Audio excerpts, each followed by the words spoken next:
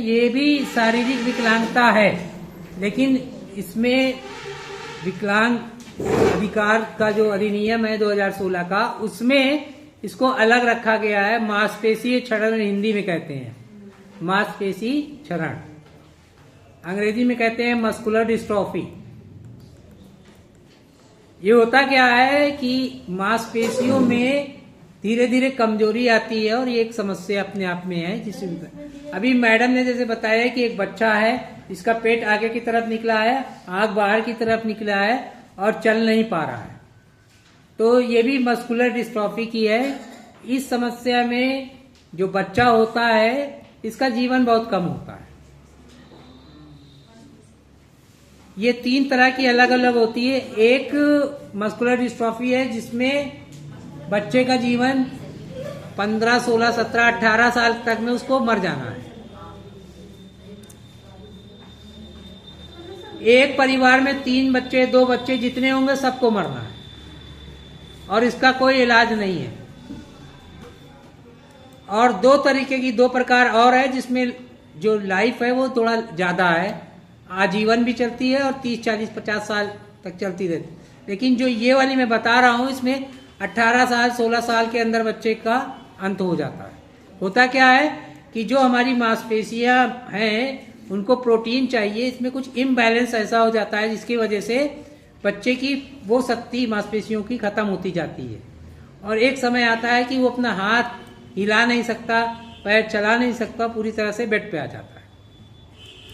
और जब उसकी सांस लेने वाली जो फेफड़े की मांसपेशियां होती हैं वो भी कमजोर हो जाती हैं, तो एक दिन निमोनिया के कारण वह समाप्त हो जाता है। अगर एक परिवार में 3 बच्चे मैंने देखे कि 3 बच्चे हैं, तो एक पहले मर गया, दूसरा मृत्यु शैय्या पे आया, तीसरा आने वाला है। इस तरह से तीनों बच्चों को समाप्त हो जाना है। ये भी समस्या है जिसको इसमें रखा गया है।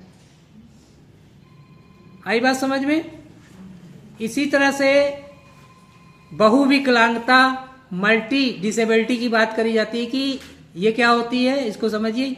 एक से ज्यादा विकलांगता, मान लीजिए उसको दिखता भी नहीं और सुनना बोलना भी नहीं है, तो क्या हो गया, 2 तरह की विकलांगता हो गई ना। या किसी को सीपी हुआ हो, उसके साथ बौद्धिक अक्षमता भी हो, तो 2 विकलांगता हो गई, मल्टीपल डिसेबिलिटी उसी को कहते हैं। जैसे ब्लैक पिक्चर अमिताभ बच्चन की है, इसमें रानी मुखर्जी ने काम किया है, तो वो देख नहीं पाती, सुन नहीं पाती और बोल नहीं पाती, तो उसे हम डीप ब्लाइंड कहते हैं। वह मल्टीपल डिसेबिलिटी का एक अच्छा उदाहरण है। आई बात समझ में? इसी तरह से मल्टीपल स्क्लेरोसिस है, पार्किंसन डिजीज के बारे में मैंने कहा, ठीक है, सिल्कस सेल्स रोग है, ये सब डिजीज है ब्लड रिलेटेड, जो इसमें एक्ट में रखा गया है। समझ में आ रही बात? तो ये सारी डिजीज को ब्लड रिलेटेड रखा गया है विकलांगता की श्रेणी में बना के, कि ये भी विकलांगता। अगर कोई का ब्लड हर महीने चेंज किया जाए तो बहुत बड़ी समस्या है ना, तो इस तरह की समस्याओं को भी इसमें रखा गया है। आप बुकलेट में पढ़ लीजिएगा।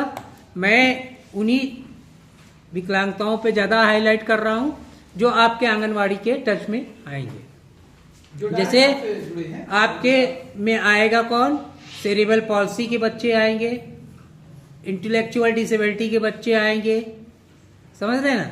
इस तरह की जो समस्या है, ऑटिज्म के, एडीएचडी के, लर्निंग डिसेबिलिटी के, इस पे मैंने आपको बताया। कोई बात या कोई प्रश्न आपके हो तो आप मुझसे पूछ सकते हैं, पूछिए।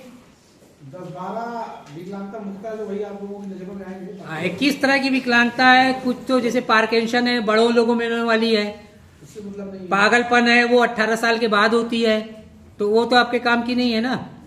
जो जैसे एसिड अटैक है, ये भी आपके काम का नहीं है, समझ रहे हैं। बौनापन वाले एक आध बच्चे आपके यहाँ आ सकते हैं। तो इस तरह की चीजें जो है मैंने आपको बताई, जिसे जिसमें मुख्य है cerebral palsy, intellectual disability, learning disability, autism, ADHD, muscular dystrophy, इन सब पे मैंने आपसे बात की। अब अगर कोई प्रश्न बनता हो तो आप पूछिए मुझसे। जैसे मैडम ने कहा कि एक बच्चा पैदा हुआ, उसका पैर मोड़ा हुआ है, जिससे शारीरिक विकलांगता की श्रेणी में ही आएगा। लेकिन आंगनवाड़ी का रोल यहाँ पे बहुत इंपॉर्टेंट ये है कि अगर किसी घर में बच्चा पैदा हुआ तो उसको पता हो जाता है, और ये पता हो जाए कि किसी बच्चा पैदा हुआ है तो उसका ओट कटा है, या एक हाथ नहीं बना है, या पैर ही टेढ़ा है, जिसे CTE कहते हैं। तो ये पैर जो टेढ़ा है, अगर मैं फिजियोथेरेपिस्ट भी हूँ, मेरे पास लाया जाएगा तो मैं बताऊंगा कि ये सीधा हो जाएगा। अब सीधा कैसे होगा, उसके लिए ऑर्थोपेडिक डॉक्टर के पास जाएंगे आप, वो उस पैर को सीधा खींच के उस पर प्लास्टर कर देगा। 15 दिन के बाद फिर बुलाएगा, फिर उसको खींचेगा, फिर सही से करके प्लास्टर कर देगा। यह प्रक्रिया 4 बार 6 बार की जाएगी और पैर सही हो जाएगा, उसका पैर सीधा हो जाएगा। उसके बाद फिजियोथेरेपी दी जाएगी, एक जूता पहना दिया जाएगा, पता ही नहीं चलेगा कभी पैर बच्चे का टेढ़ा था। 6-7 बार तो लगेगा, तो फिर कुछ नहीं। लेकिन वो अलग चीज है, वो फुट शॉर्टनिंग है, वो अभी हम बताते हैं। तो लेकिन कभी कभी ये होता है कि 1 बार 2 बार डॉक्टर साहब के पास गए, प्लास्टर चढ़वाए, और फिर तीसरी बार नहीं गए, तो माता मिली कहीं, अरे साहब हम चढ़वाए रहा लेकिन अभी भी टेढ़ा है। अरे तो जितनी बार डॉक्टर बुलाए उतने बार जाइए। अगर 8 बार बुलाए तो 8 बार जाना है। जब तक वो सीधा नहीं होगा तब तक डॉक्टर आपको बुलाता रहेगा। आपको लगेगा कि अरे यार 2 बार गए, 3 बार छोड़ दिए। अगर छोड़ दिए तो फिर पैर जैसे कहता है ऐसा, और फिर वो विकलांग हो जाएगा, एकदम चलने में दिक्कत करेगा। तो अगर शुरुआती दौर में अगर कर देंगे आप इलाज उसका, आपका काम क्या है, काउंसलिंग करना। आप उसको बता दीजिए कि अस्पताल चले जाइए, वहाँ प्लास्टर चढ़ो। और जितना मैं आपको बता रहा हूँ कि 7 बार 8 बार जब तक बुलाया जाए तब तक जाना है, नहीं तो सदा के लिए वो विकलांग हो जाएगा। बाद में अगर आप कराएंगे तो फिर ऑपरेशन करना पड़ेगा।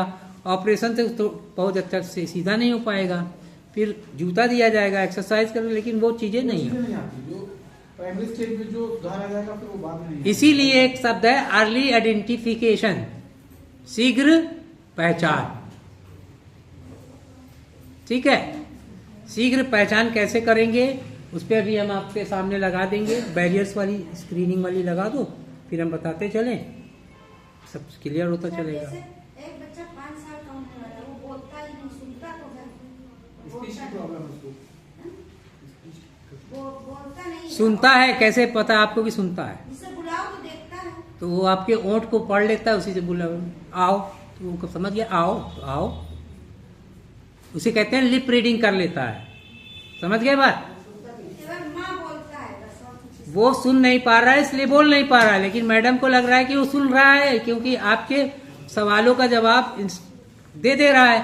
तो कहने का तात्पर्य है कि वो आपके ओंठों की दिशा को, आपके पढ़ने जो आप कर रहे हैं उसको वो भप लेता है, और उससे आपकी बातों का थोड़ा बहुत जवाब दे देता है। इसीलिए इंक्लूसिव एजुकेशन पे, समावेशी शिक्षा पे हम आगे बात करेंगे कि ऐसे बच्चों का समावेशन कैसे होना है। अभी बताया कि कोई भी समस्या वाला बच्चा अगर आंगनवाड़ी में आया, मान लीजिए वो चल नहीं पा रहा है, तो उसको एक कुर्सी दे देंगे। बच्चे दौड़ भाग कर रहे हैं तो उसको डपली ही दे देंगे, बजाएगा। तो क्या हो गया, इंक्लूजन हो गया उसका, वो भी सब पार्टिसिपेशन कर रहा है ना, उसको भी लगेगा कि हम इनके साथ डपली बजा रहे हैं, कर रहे हैं। यही इंक्लूजन है कि उनको भी सहभागी बनाइए, नहीं कि नहीं तुम विकलांग हो, नहीं, सब बच्चे एक साथ होंगे, वो बच्चा भी उसी में जुड़ा रहेगा, और उसको उसके हिसाब से उसका काम दे दिया जाएगा। मुख्य धारा में उसे हमें जोड़ना है। इसी पर आपकी आधारित पूरी ट्रेनिंग का कार्यक्रम है कि आप ऐसे बच्चों को कैसे जल्दी से जल्दी चिन्हित करें और अपने आंगनवाड़ी में कैसे इनको ट्रीट करें, इस पे आगे की चर्चा होगी। अभी आप लोगों का लंच टाइम हो रहा है, थोड़ी देर के बाद लंच हो जाएगा, आगे हम इस पे फिर आगे चर्चा करेंगे। अगर कोई प्रश्न आपका हो तो मुझसे करिए,